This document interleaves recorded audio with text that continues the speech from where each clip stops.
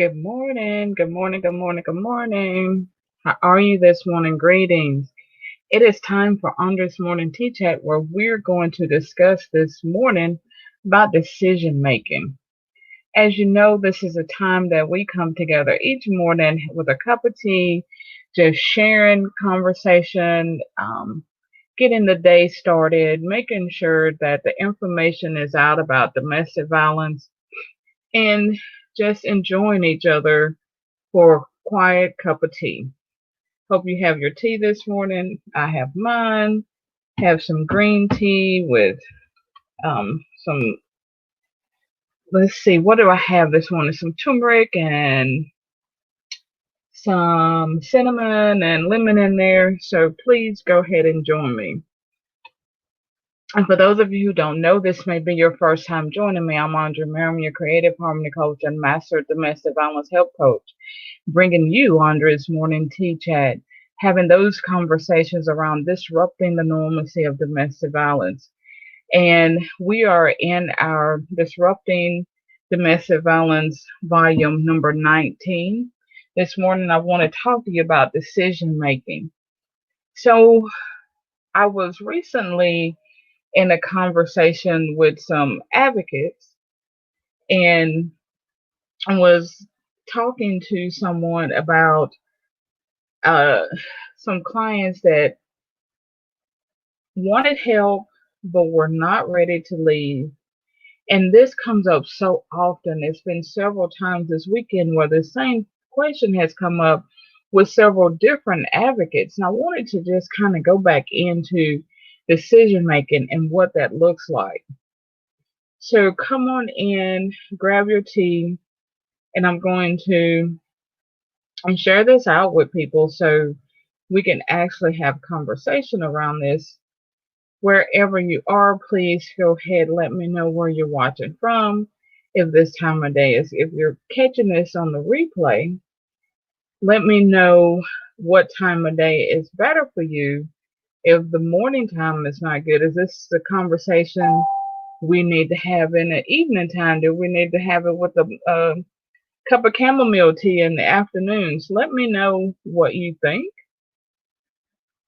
because I really want to have the conversation around this for you so that it's not just me sharing information, but you guys asking questions, um, and getting what you need for support.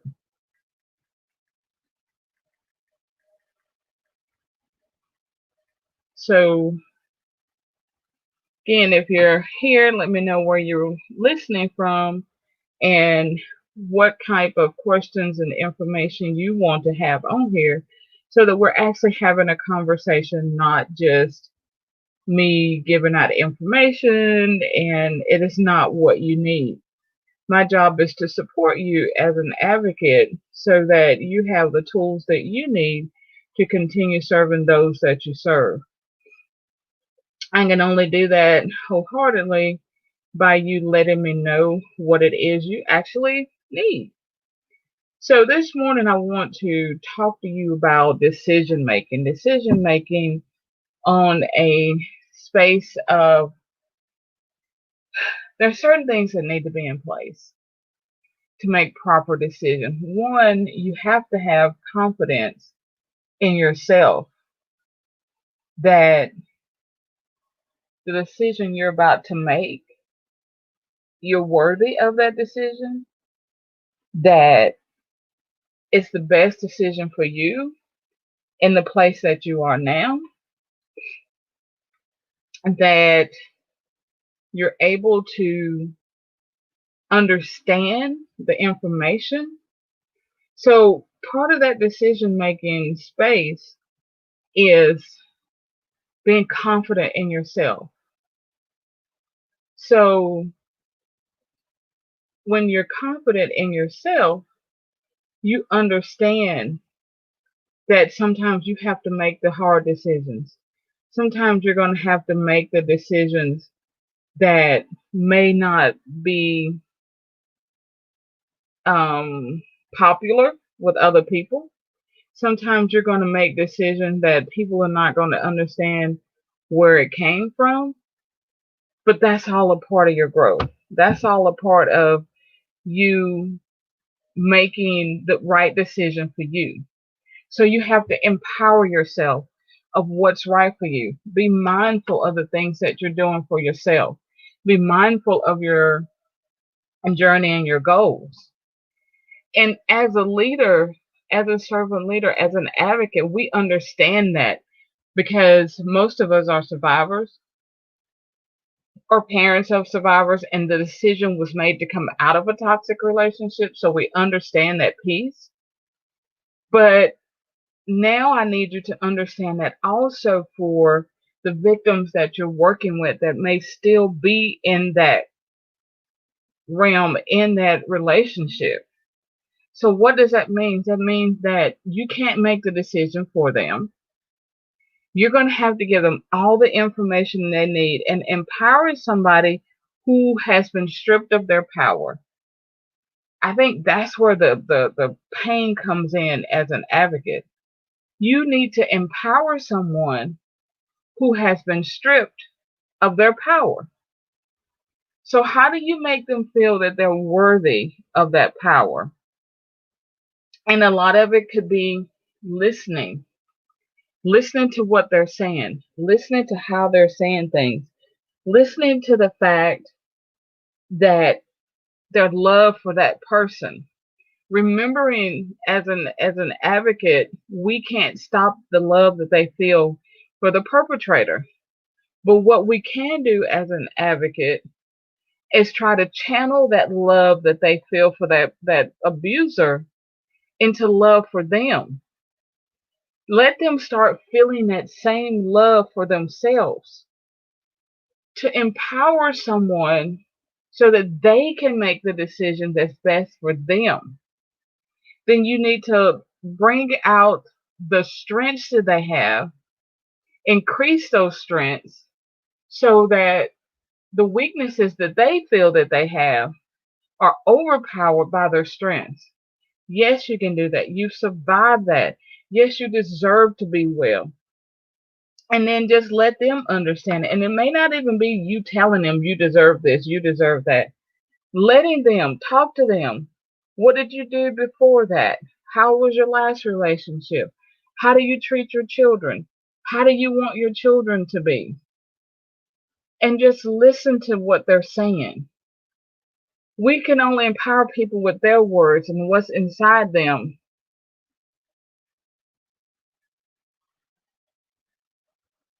And so I want you to just go inside yourself and think about decisions you've had to make that were hard decisions. Look at what it took for you to make hard decisions. When you look at those decisions and the phases you had to go through, you had to think logically. You had to talk about how you felt. You had to see something for a future. So you had to build some goals. If I make this decision, it's going to help this goal. And there's so much that goes into making one simple decision. I mean, even it's like you ever had your kids go through a drive-through, or you yourself go through a drive-through, and you know you need to eat, so you're not super hungry, so you don't have a taste for something, and you're looking at all the menus items. And so you're thinking in your mind, just in a quick moment, you're going, okay, let's say we go through McDonald's. Oh, last time I had a fillet of fish, it was good, but it was too runny. I don't want that to happen. Well, I don't want another burger because I've gotten off burgers.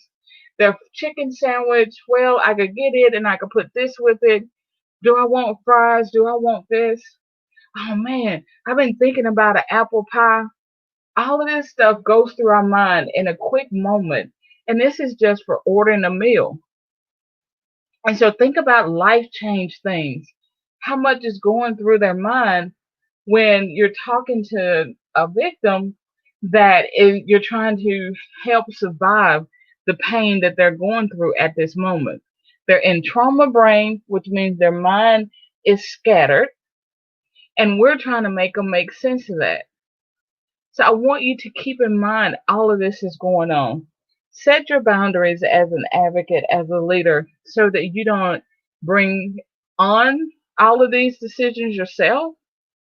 That if they make a bad decision, you don't own it, but to understand what all you need to do. And just think about all the things you've been through in your own decision making time. So think about that. Work through that. Make a list of all the thoughts that you go through when you make a decision. Sometimes you're gonna have to be more mindful to think of these, because sometimes we do it so quick and fast and it's automatic. But see, for some people it's not. You ever worked in an office with a group full of women and you start at 9 o'clock in the morning, what we having for lunch? Well, I don't care. What do you want? Well, I don't care. What do you want? You have 5 women trying to decide one place to go for lunch. Well, I don't know. I had to decide last time. Well, I had to decide last time. So you sit there and y'all bicker and back and forth. What are we having? What are we not having? What did we have last time? What do we have this time? And it goes on and on and on just for one meal. And you do this 5 times a week.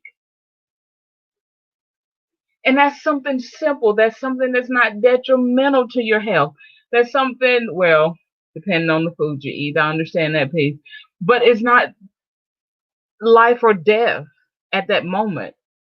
And it takes 5 people bickering, talking, negotiating for 3 hours to come up with a lunch menu.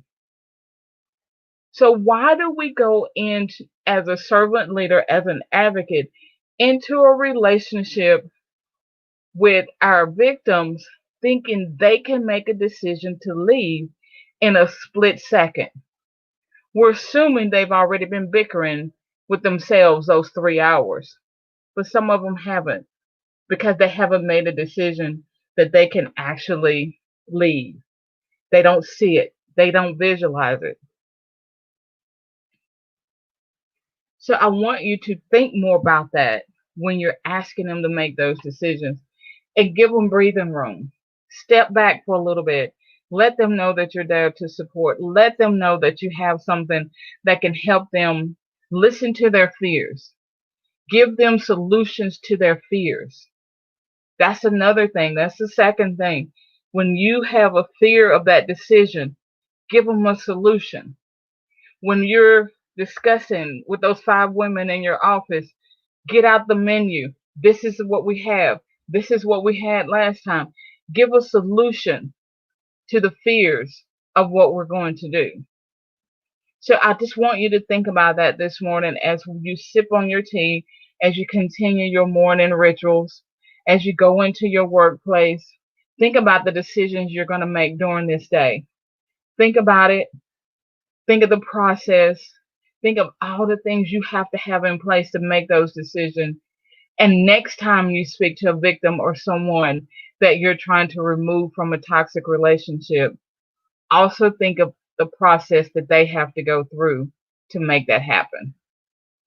Thank you for listening this morning. I'm Andrea Merriman, your creative harmony coach, master domestic violence help coach. Don't forget, you have, today is the 29th. You have 2 more days to get the Advocate Intensive for $75. On October the 1st, the price is going back up to over $300. This is a hour and a half consultation plus personal development plus mapping a plan for your advocacy career. So you have 2 more days for that. Please go ahead, reach out, get on the books. Let's make it happen. Those that have had this intensive, and you don't have to book it now, you just have to book the time for October or whenever. You don't have to have the intensive done in the next couple days. But I do want you to go ahead and take advantage of that. Also take advantage of my free 12 tips.